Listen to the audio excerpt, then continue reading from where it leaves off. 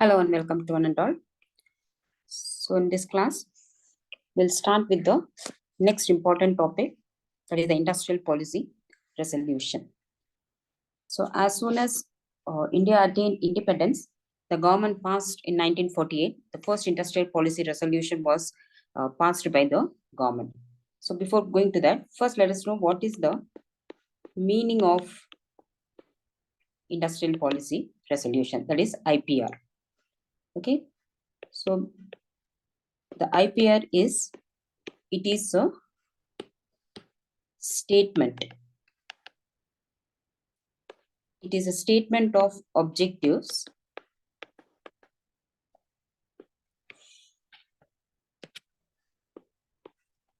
to be achieved in the area of industrial development. And also, what measures have to be adopted by the country in order to achieve those objectives. And also you can highlight this also, and also the measures through which these objectives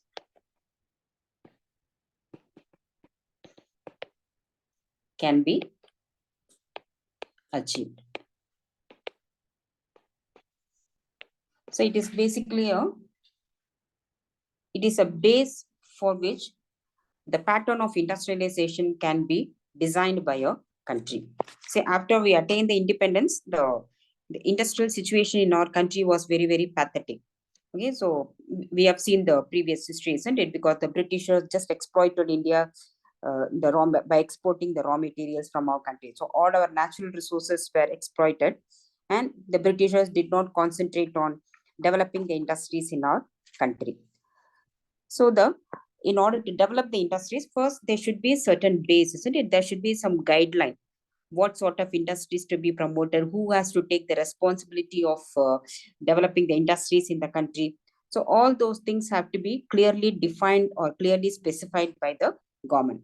That specification, that guideline is provided by the industrial policy resolution. Okay, so IPR clearly mentions, so it clearly mentions in industrial development of the country, who has to play how it has to be developed. So in industrial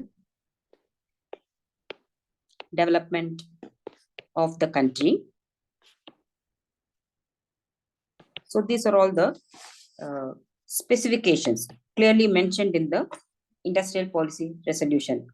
What is the role of government in the industrial development of the country? So what is the role of government?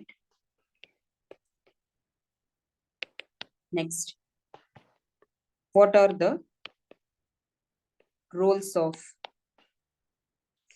public sector and private sector? First of all, before that, it has to be decided whether both the sector are going to be participating in the development of the country. And if it is decided that both the sectors are going to be participating, what are the respective roles of both the public and private sectors? So what are the roles of public sector and private sectors? Who is going to take the dominant position, like that? Then the third one is whether the country is going to develop on its own without any foreign assistance, or if the country is going to attract foreign assistance, then to what extent foreign capital, to what extent foreign investment the country is going to allow, or in other words, what is the role of foreign capital and technology?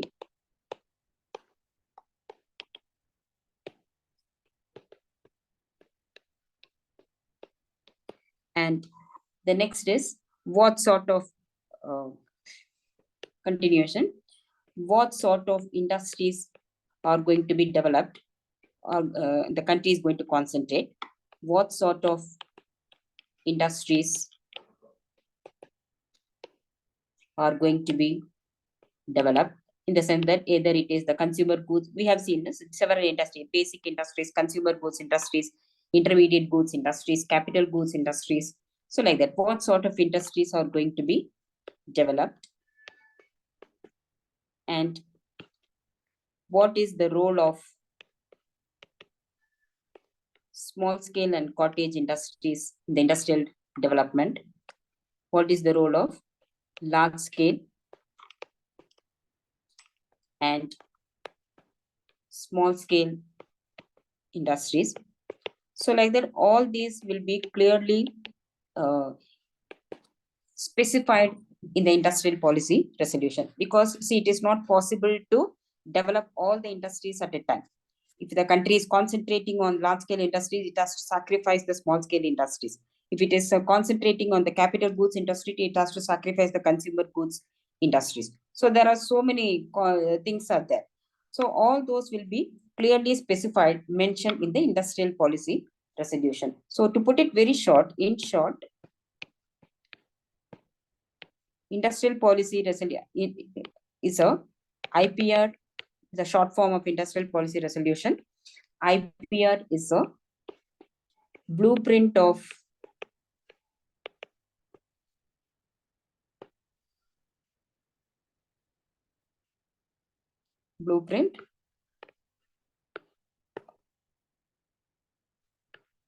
or you can call it the pattern of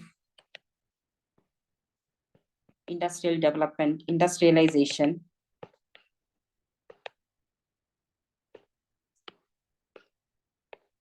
to be followed in a country.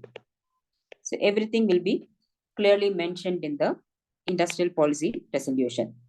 And you can understand the necessity of announcing the industrial policy resolution, because the Indian industry was in a totally pathetic stage at the time the Britishers left us. So all these have to be decided by the government if the country has to be developed industrially, and which is very, very necessary, because without industries, economic development is not possible.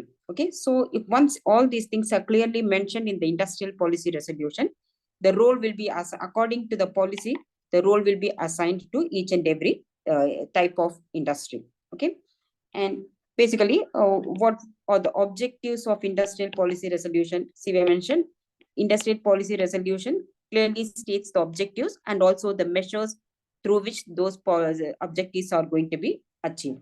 So what are the basic objectives of industrial policy resolution? It is a very basic one. First and foremost, rapid industrial development has to be done in the country. Rapid industrial development. And while the rapid industrial development is being carried on in the country, it has to be seen to that there is a balanced industrial structure. So balanced industrial structure is the country should have the mixture of all sorts of industries. Maybe some type of industries may be given more concentration. That doesn't mean other type of industries are totally left out. So there should be balanced industrial structure, in the sense it should be a mixture of both the large scale industries, small scale industries, consumer goods industries, capital goods industries, and the intermediate goods industries. So if it is developed like that, then it is a balanced industrial structure.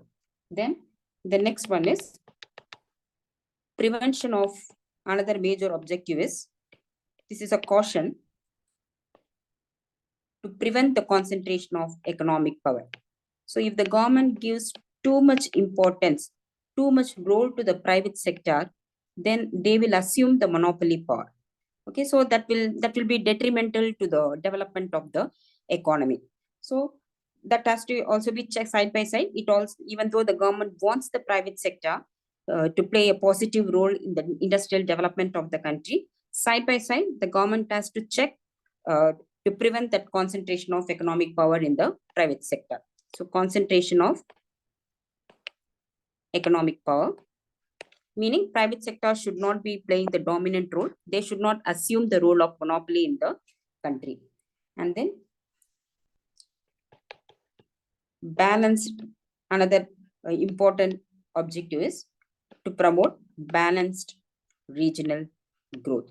So industries should not be concentrated only in certain areas where the raw material, of course, normally industries tend to be concentrated only in those areas where the resources or raw materials are available, the labor resources are available. So other areas will be left out. So that should not be done. Okay. So the industrial development should take place in such a way that all the regions are benefiting. So these were all the objectives of industrial policy resolution. And based on these objectives, the industrial policy resolution specifies what sort of industries to be developed, what is the role of foreign capital, what is the role of public and private sector, and whether it has to be small scale industries or the large scale industries. All those will be specified in the industrial policy resolution. So based on these objectives, the first major industrial policy resolution was announced in our country in 1948. So that is industrial policy resolution of 1948, IPR 1948. So this is the first and foremost industrial policy resolution announced in the country. This policy set the pattern of industrialization in our country. Okay. So the first, after independence,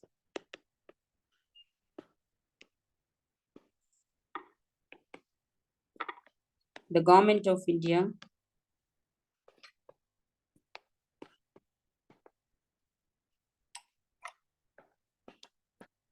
issued or announced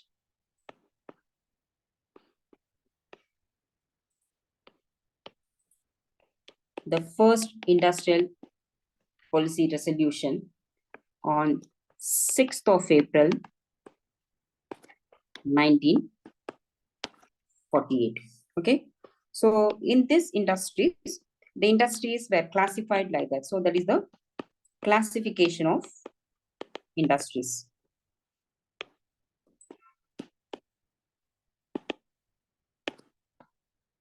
So the classification of industries. So this policy categorized the industries into, divided the industries into 4 categories. So the industries were divided into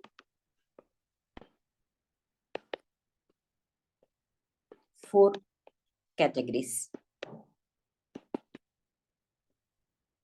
So the first category is something exclusive monopoly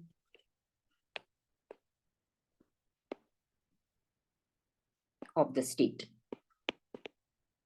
Meaning, whatever the industries that are mentioned, this is the first category.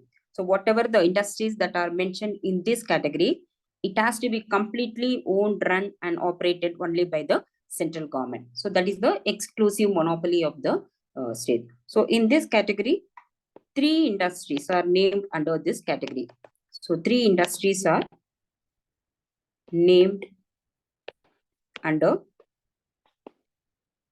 this category, which have to be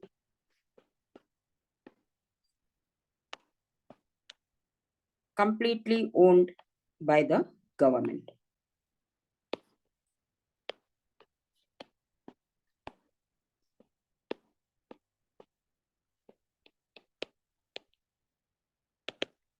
So they are the first and foremost arms and ammunition.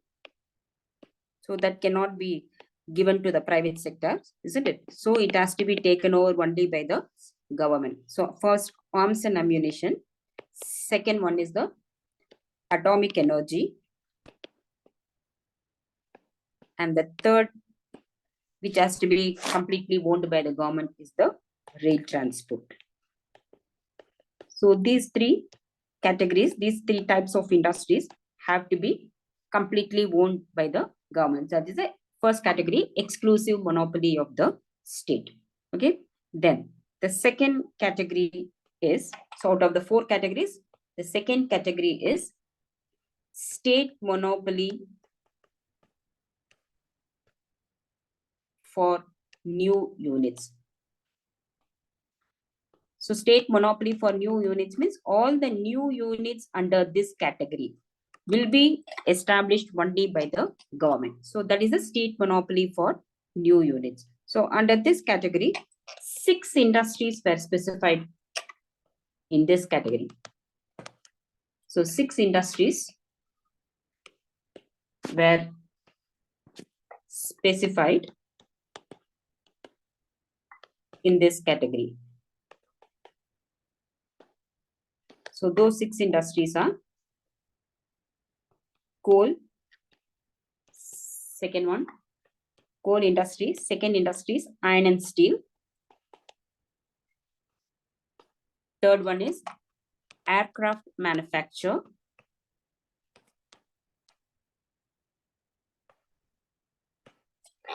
The fourth one is the shipbuilding.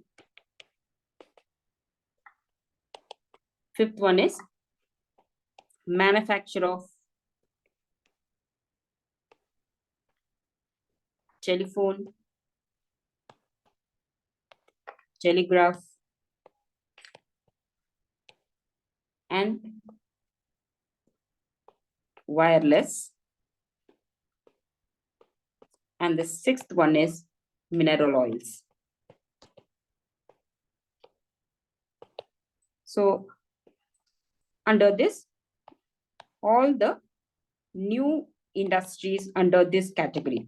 So new industries in this category have to be established only by the government. So new industries in this category will henceforth, I mean from now on, that means what? From now onwards, from this time onwards, 1948 onwards, will henceforth be undertaken only by the state. So whatever the actually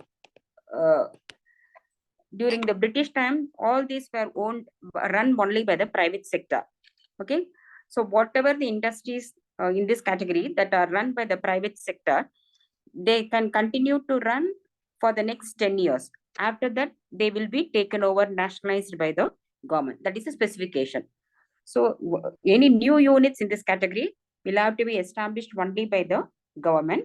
The existing units under the private sector, because during the British rule, all these units were run only by the private sector, not the government.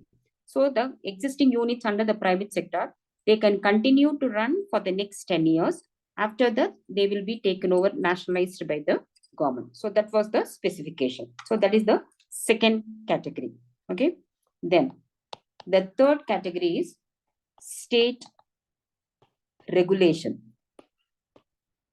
So state regulation is, there are some industries which both public sector and private sector can operate, but the private sector will be under the control of the government. So that is the regulate, that means what? They will be regulated by the government. So that is the state regulation.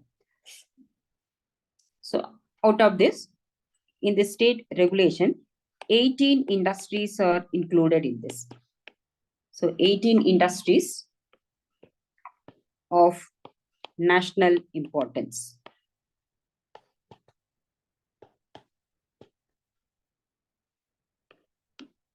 They were included in this category.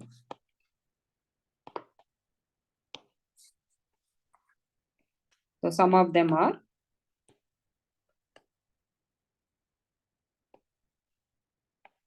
machine tools, chemicals, fertilizers, non-ferrous metals,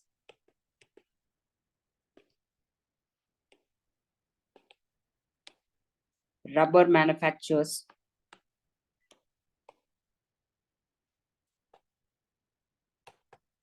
cement, paper, so like that, up to etc. Up to 18 number. So they have to be both under the public and private sector, but the existing units under the private sector, they will be under the regulation of the government. Okay. So the existing units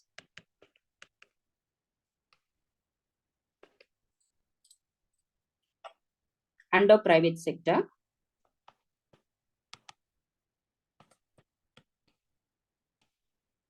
are subject to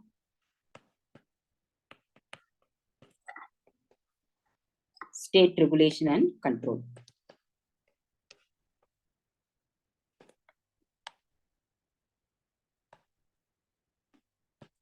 So as I mentioned, so this category, both public and private sector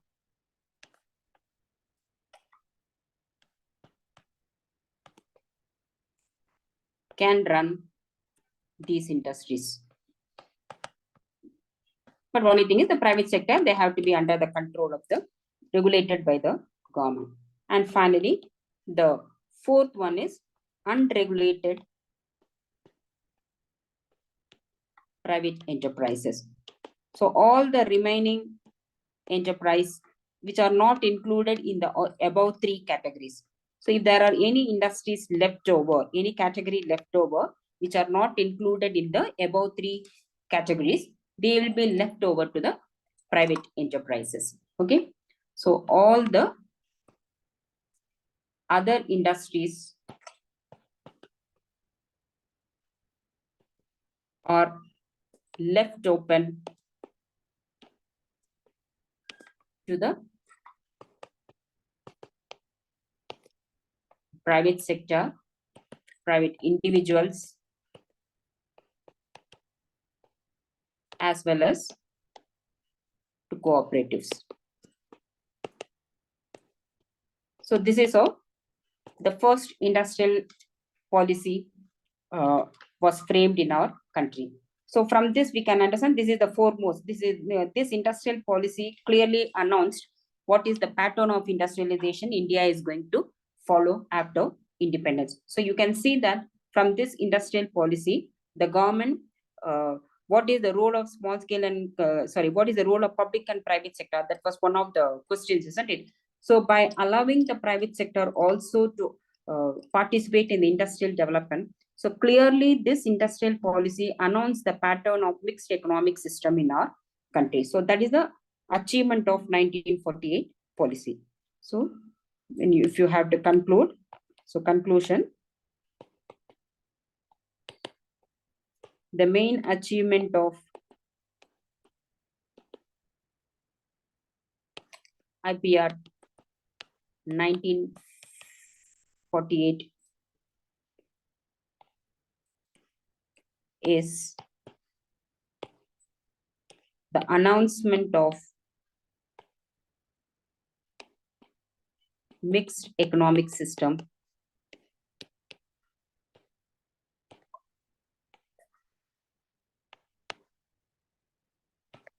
in India. But there is a criticism also, even though the government, the critics have voiced their opinion saying that even though the government allowed the private sector to participate, there was a too much of threat of nationalization on the private sector. The government was not giving that much of freedom to the private sector. So there's always a threat of, what do you say, nationalization. If the private sector was making too much of profit, the government will take over. If the private sector is incurring losses, again, the government will take over. If the private sector is assuming the role of monopoly, again, the government will take over. So always there was a threat of privatization, nationalization on the private sector. They were not having that much amount of freedom. But anyway, we have clearly defined we are going to follow the mixed economic system in our country. So that is the first industrial policy resolution. Okay. Then another major industrial policy resolution was announced in 1956. So that is the industrial policy resolution 1956. That is IPR 1956. So according to the changing circumstances in the country, the government keeps on announcing the industrial policies. So between 1948 and 1956, so there are so many things happen, isn't it? First one, 1950, the Constitution of India was enacted.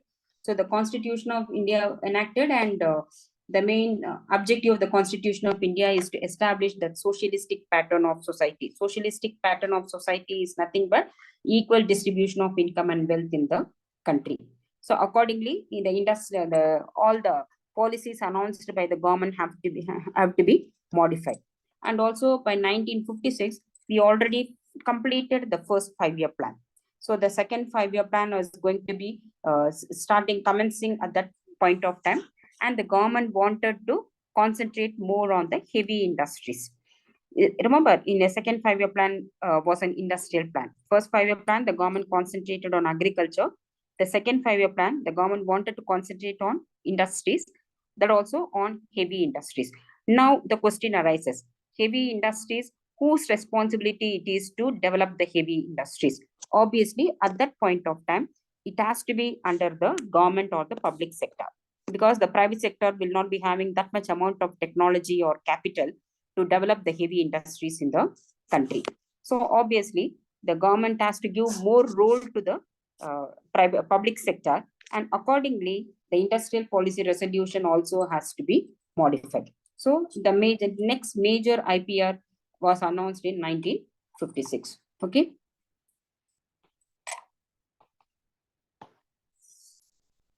So the reason for announcing the IPR was this. So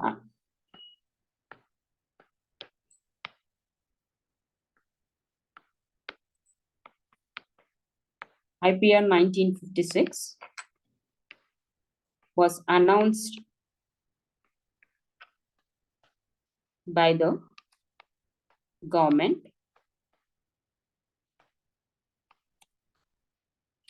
due to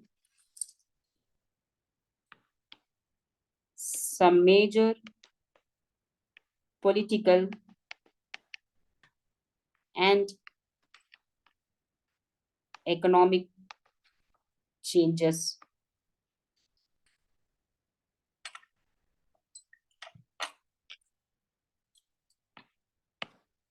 in the country.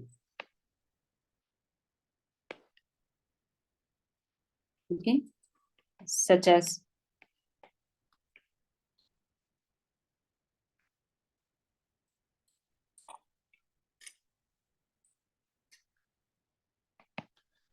the Constitution of India was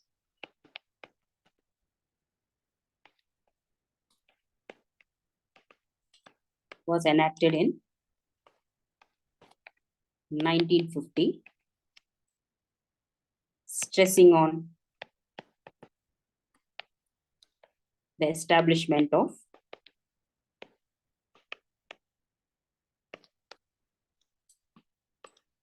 socialistic pattern of society. Socialistic pattern of society. So I just repeat here, that is nothing but meaning is equal distribution of income and wealth. So the economic development has to take place in a country in such a way that there is equal distribution of income and wealth. And the second reason is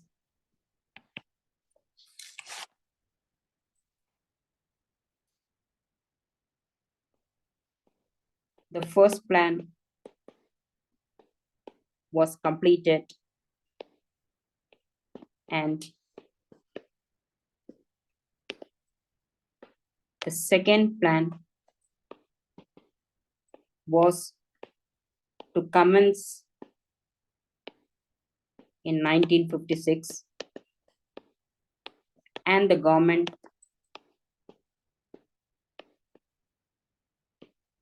decided to